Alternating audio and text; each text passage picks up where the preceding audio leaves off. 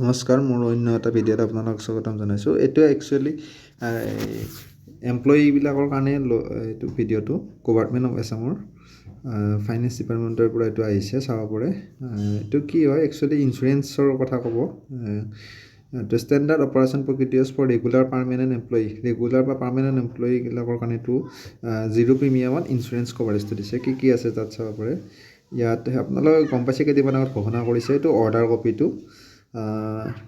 কি আছে চাব পাৰে, মই দেখাই আছোঁ ৰ'ব।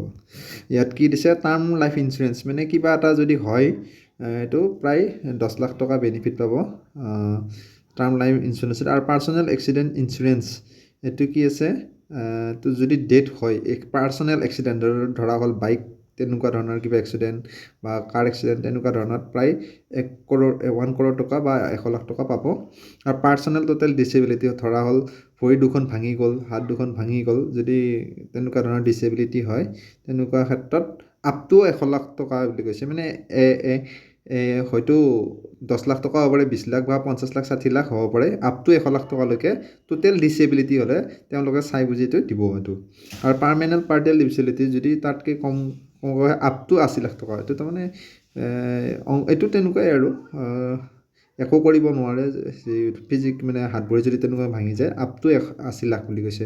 মানে তাতকৈ কমতো হ'ব পাৰে, এইটো বেছি নাই। কিন্তু ডেথ হ'লে, পাৰ্চনেল যদি কাৰ ডেথ হয়, তেতিয়া তেনেকুৱা ক্ষেত্ৰত 1 লাখ টকা এমপ্লয়ী চাকৰি কৰি থকা দিনত মানে দিব এইটো চৰকাৰৰ ফালৰ পৰা। এইটো জিৰ' ইঞ্চুৰেঞ্চ, কোনো ধৰণৰ প্ৰিমিয়াম দিব নোৱাৰে, চৰকাৰৰ ফালৰ পৰা চৰকাৰী এমপ্লয়ীখিনিক এইটো কৰি দিছে। আৰু যদি কেতিয়াবা ক'ৰবাত যাওঁতে এয়াৰ এক্সিডেণ্টেল মানে এৰ'প্লেনত যদি দুৰ্ঘটনা হয়, তেতিয়াহ'লে কি হ'ব, প্ৰায় 2 কৰোৰ ৰুপিজ পাব এমপ্লয়ীয়ে।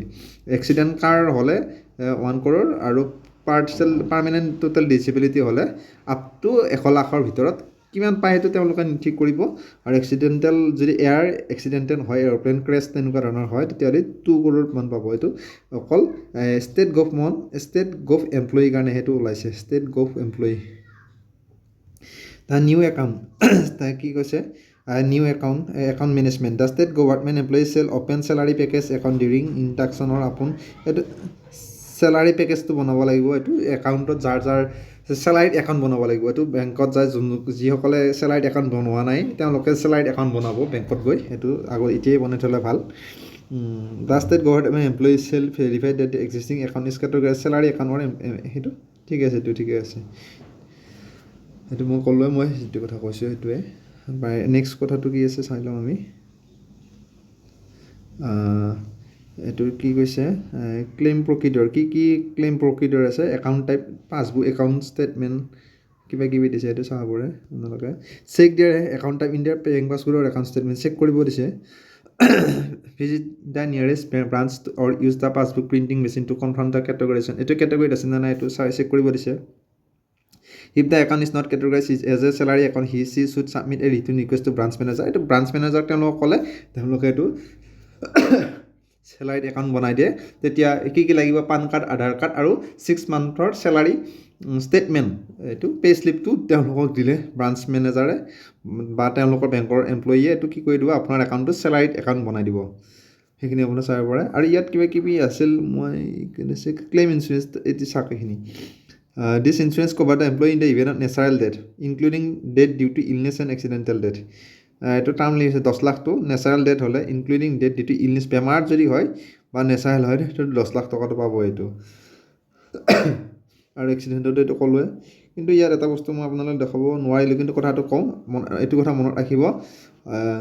একাউণ্টটো মানে কি, আপুনি চাকৰি কৰি থকা 3 মাহৰ কণ্টিনিউ 3 মান্থ চেলাৰী পাব লাগিব। যদি ইয়াৰে কোনোবা মান্থত যদি চেলাৰী কিবা কাৰণত বন্ধ হৈ থাকে, তেতিয়াহ'লে সেইটো কি হ'ব, আপুনি এই যিটো ইঞ্চুৰেঞ্চ এইটো কভাৰ নকৰিব। কণ্টিনিউ লাষ্ট 3 মাহ আপুনি চেলাৰী পাবই লাগিব। এইটো কেতিয়াবা যদি কিবা কাৰণে 1 মাহৰ কিবা ধৰা হ'ল, যিকোনো অসুবিধাৰ কাৰণে যদি 1 মাহৰ চেলাৰীটো বন্ধ হৈ থাকে, ধৰা হ'ল ছাছপেনশ্যন বা তেনেকুৱা আন কিবা কিবি কাৰণত যদি 1 মাহৰ চেলাৰী আপুনি মানে দৰমহা নলগাকৈ যদি আপুনি ছুটি লয়, তেতিয়াহ'লেও আপোনাৰ এইটো ইঞ্চুৰেঞ্চে কাম নকৰিব। কণ্টিনিউ 3 মাহৰ কণ্টিনিউ চেলাৰী হৈ থাকিব লাগিব, এইটো মনত ৰাখিব।